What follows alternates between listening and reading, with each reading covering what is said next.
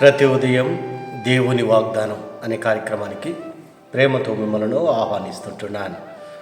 ఈ ఉదయకాల సమయంలో దేవుడు మన కొరకు ఏర్పాటు చేసినటువంటి వాక్య భాగము ప్రకటన గ్రంథము 3వ అధ్యాయము 21వ వచనాన్ని ధ్యానించుకుందాం. ప్రకటన గ్రంథము 3వ అధ్యాయము 21వ వచనాన్ని ధ్యానించుకుందాం. నేను జయించి నా తండ్రితో కూడా ఆయన సింహాసనమందు కూర్చుండి ఉన్న ప్రకారము జయించువానిని నాతో కూడా నా సింహాసనమందు కూర్చుండనిచ్చేదను. క్రీస్తునందు ప్రియమైన దేవుని బిడ్డలారా, ఈ ఉదయకాల సమయంలో పరిశుద్ధాత్మ దేవుడు మనకిస్తున్నటువంటి వాగ్దానము, నేను జయించి నా తండ్రితో కూడా ఆయన సింహాసనమందు కూర్చుండి ఉన్న ప్రకారము జయించువానని నాతో కూడా నా సింహాసనమందు కూర్చుండనిచ్చెదను. ఈ యొక్క వాగ్దానాన్ని దేవుడు మనకును మన కుటుంబాలకును ఆశీర్వాదకరంగాను దీవెనకరంగాను మార్చునుగాక. ఆమేన్. క్రీస్తునందు ప్రియమైన దేవుని బిడ్డలారా, ఈ ఉదయకాల సమయంలో పరిశుద్ధాత్మ దేవుడు మనతో మాట్లాడుతూ ఉన్నటువంటి ఈ యొక్క మాటలు, నేను జయించి తండ్రితో కూడా ఆయన సింహాసనమందు కూర్చుని ఉన్న ప్రకారం, మరి ఏ రీతిగా అయితే యేసుక్రీస్తు ఈ లోకంలో జన్మించి ఆయన మనందరి కొరకు అనేక చిత్రహింసలు పొంది అనేక అవమానాలను పొంది మరి శిలువ మరణము పొంది ఆయన జయించి మరణాన్ని జయించి పునరుద్ధానుడై ఆయన తండ్రి సింహాసనం ఎదుట మరి తండ్రి సింహాసనం పైన ఏ రీతికైతే కూర్చుని ఉంటున్న ప్రకారము మరి ఆయన ఈ లోకాన్ని జయించాడు, సాతానును ఎదిరించాడు, మరణాన్ని జయించాడు.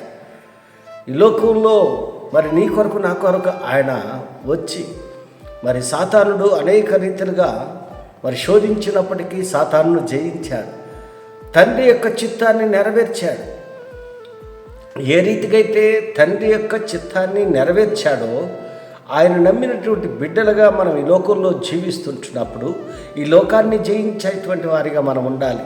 అనగా ఈ లోకంలో ఉన్నదంతా కూడా నేత్రాశ జీవోపడంబముగా ఉంటున్నది.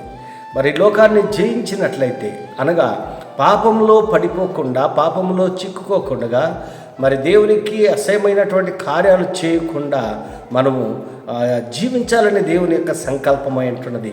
ఏ రీతికైతే యేసుక్రీస్తు ఈ లోకంలో ఆయన జీవించాడు, మరి ఆయన మాదిరికరముగా మనము తీసుకొని మన జీవితాలను ఆ రీతిగా మరి ఉండాలని దేవుడు ఇష్టపడుతూ ఉంటున్నాడు.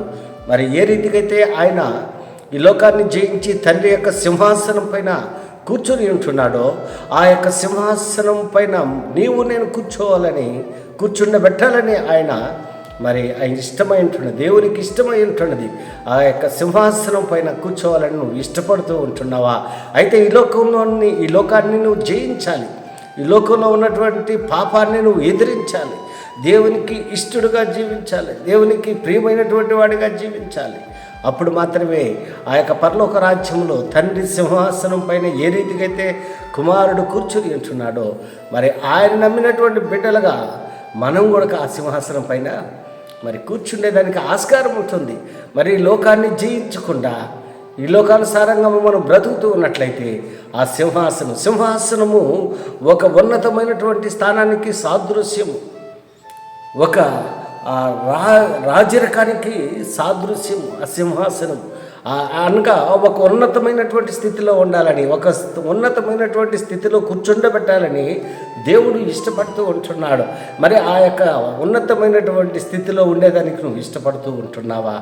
అయితే ఈ లోకాన్ని నువ్వు జయించాలి. ఈ లోకాన్ని జయించినప్పుడు మాత్రమే మరి ఆ యొక్క సింహాసనం పైన కూర్చునేదానికి మరి అర్హత ఉంటున్నది, మరి సాధ్యము అవుతూ ఉంటున్నది. క్రీస్తునందు ప్రియమైన దేవుని బిడ్డలారా, మరి ఇక్కడ అనేక విషయాలు ఈ యొక్క గ్రంథంలో మనం చూస్తుంటున్నాము. రెండవ రాకడలో జరగబోతున్నటువంటి కార్యాలను మనం చూస్తూ ఉంటున్నాము. ఇదే మరి అనుకూలమైనటువంటి సమయము. ఈ లోకాన్ని యేసుక్రీస్తు ఈ లోకాన్ని ఏ రీతిగా అయితే జయించాడో ఆ రీతిగా ఈ లోకాన్ని మనము జయించాలి. ఈ లోకంలో ఉన్న వాటి అన్నింటినీ విడిచిపెట్టాలి.